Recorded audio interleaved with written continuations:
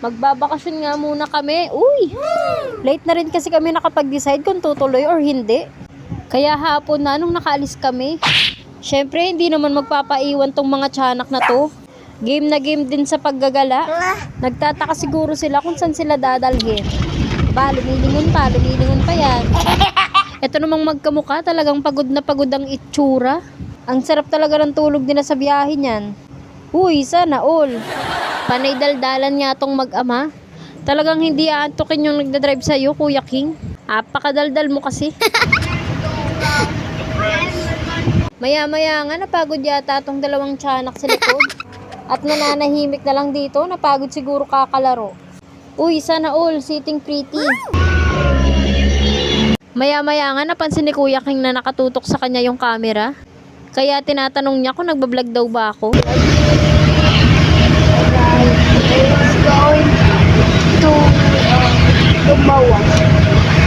Ang pagkakaalam niya talaga sa MOA kami pupunta. Pero surprise to, uy. Nung nakaraan pa kasi ako kinukulit ni King. Pauwiin ko na daw yung aming lola.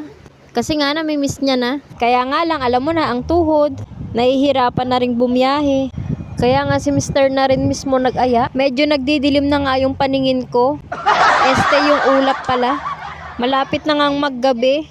Medyo nagugutom na nga rin kami kasi hindi kami nakapagmerienda sa bahay. Medyo tumagal pa nga yung biyahe. Paano kasi yung waist namin parang lasing? Hindi mo alam kung kakaliwa o kakanan. Well, kahit nga madilim na itong magkuya, tulog na tulog pa rin talaga. Gumising na kayo, uy. Inabutan na nga kami ng dilim. Pero hanggang ngayon, hindi pa rin namin naririnig yung "You arrive at the destination." Char. Maya-maya nga, nakarating na rin kami. Pero dumaan muna nga kami sa bahay nila Lolo Rudy bago kami umuwi sa bahay ni Nanay. Ngayon, naiintindihan ko na kung bakit nasakit lagi tuhod ni Nanay tuwing natawag ako sa kanya. Panay akyat panaog pala ang daanan dito. Nagsisi nga ako bakit nag-heels pa ako? Nakakanginig tuloy sa tuhod. Uy! Alyan! Bahay naman ni Tita Rosan mo na. Napakataas nga ng bahay ni Lolo Rudy kaya kitang-kita mo yung mga tanawin dito. Maya-maya nga nandito na kami sa bahay ni Nanay. Si King nga hindi kinaya yung amoy ng babuyan sa baba. Parang hindi pwede pang probinsya to. Inoobserbahan niya nga maigi yung kwarto tsaka yung mga display na laruan ni Nanay dyan. Hello guys! Paano nakaraan ko pa itong Manila? Nanay sister's house. Yung mister ko nga rin pinagpawisan maigi sa kakaakyat baba namin.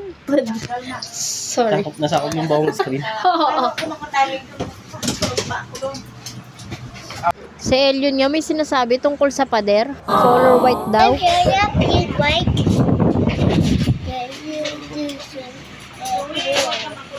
Maya-maya nga pagtapos namin magapunan, si Nanay may pasurpresa pala kay King. Ang akala niya yung regalo sa kanya ni Nanay, yung ballpen at notebook para sa mga drawings niya. Nagulat na gulat siya na iba pala yung ireregalo sa kanya ni Nanay.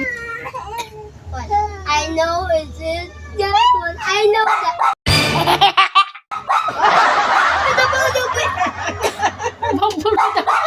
What's that?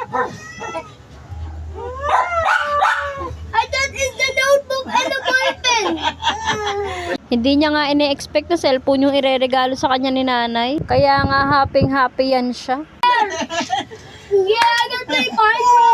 Yeah, I got the garden. Mukha ngang natuwa sa may regalo sa kanya. Thank you. Kiss mo si Nanay. Wala sa nanay. Ikaw na lang ito, kumista. Nanay, I don't like it anymore. Nakita ko tuloy yung reaksyon ni Elion dito. Para tuloy yan siyang naiinggit ba. Napapabuntong hininga na lang tuloy yung isa. Wawa yarn. Bigla ngang nagsuggest. Minecraft. Gusto niya daw pala lagyan ng Minecraft yung cellphone ni kuya niya. Sabi ko nga, share na lang sila. When you're the same age as me, you can have the phone the same as mine. Parang nalulungkot nga yung isa. One is just like on the baby. Pero bawal pa kasi yan siyang mag-cellphone. Pagbig na rin si Leon. Parang inapi-api naman tong isa na to. Mabuti na nga lang at nakikipag-share si Kuya King niya, kaya happy na siya.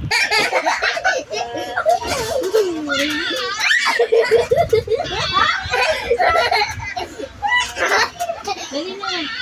Maya-maya nga, inayos ko na yung higaan nilang dalawa para makapagpahinga na rin. Grabe nga yung naging pagod namin sa biyahe. Pero ginusto namin yan di panindigan. Deserve. Pagtapos nga maglinis ng katawan, sinabi ko magpahinga na. Dahil bukas, mag-iikot-ikot kami dito. Yun lang muna, babush!